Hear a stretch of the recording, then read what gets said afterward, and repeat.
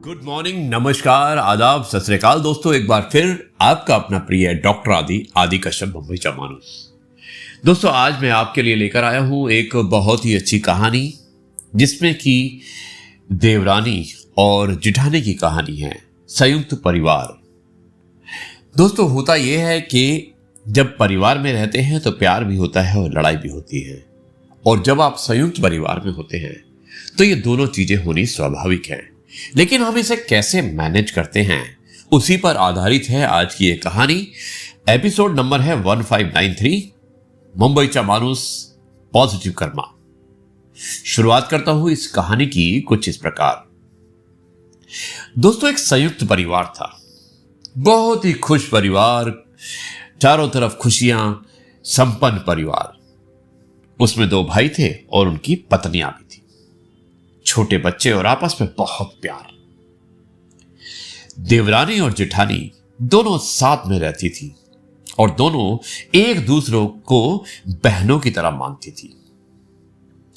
कहते हैं ना कि कभी कभी आपकी खुशियों को नजर लग जाती है, और ऐसा ही हुआ। कभी कभी हमारी जिंदगी में भी जवार भाटा आ जाता है। एक बार देवरानी और जेठानी में किसी बात को लेकर ठन गई, और दोस्तों उनके संबंधों में उतार चढ़ाव आना शुरू हो गया।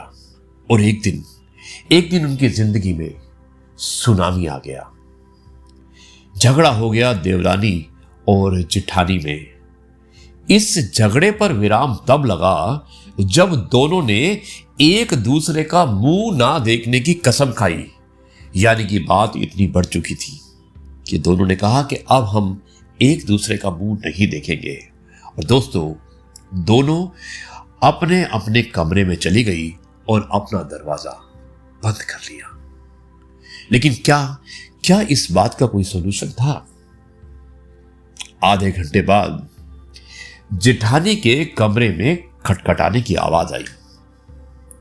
जेठानी ने बड़े गुस्से से कमरे का दरवाजा खोला और उसने देखा तो सामने देवरानी खड़ी थी। जेठानी ने देवरानी से कहा कि अब क्या है, तूने तो मेरा मुंह ना देखने की कसम खाई थी, अब तू यहां पर क्यों आई है? जेठानी ने जब अपनी देवरानी को यह कहा तो देवरानी ने कहा कि बात सही है, हम दोनों की लड़ाई हो गई थी, लेकिन जब मैं अपने कमरे में गई तब मुझे अपनी मां के कुछ शब्द याद आए। और मेरी मां ने कहा था, जब भी आपकी किसी से मनमुटाव हो जाए या लड़ाई हो जाए, और स्पेशली जब वो आपसे बड़ा होता है, तो हमेशा शांत मन से उसके अच्छे स्वभाव और उसकी अच्छाइयों को याद कर लेना।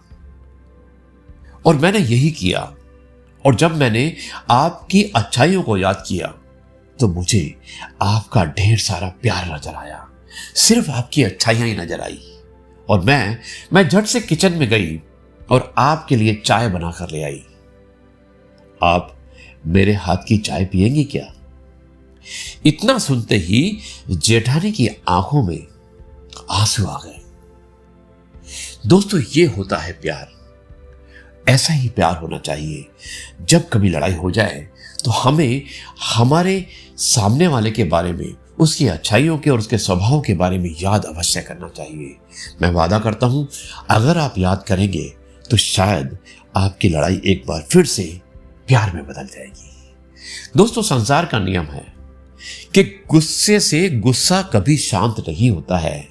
अगर हम समझदारी से काम लेंगे तो हम गुस्से को शांत कर सकते हैं, क्योंकि आग से आग कभी नहीं बुझती है, उसके लिए पानी की जरूरत होती है।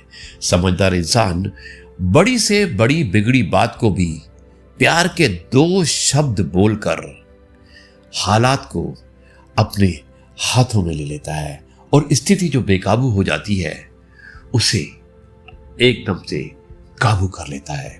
शायद यही करना है हमें कि कभी भी हमारे ऊपर इस तरह की समस्या आए या कभी लड़ाई हो तो हमें लड़ाई में दोनों तरफ से नाराज नहीं होना है, एक को क्षमा मांग लेनी चाहिए।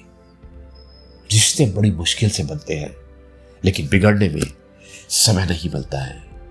इसलिए रिश्तों को संभाल कर रखिए, रिश्तों की महत्वता को समझिए। यही मैसेज था आज की कहानी का। मुझे उम्मीद है कि आपको यह कहानी पसंद आई होगी। अब मैं इस कार्यक्रम को समाप्त करता हूँ। सब रविवार का दिन है, आप अपने परिवार के साथ होंगे, चुस्कियां ले रहे होंगे चाय की।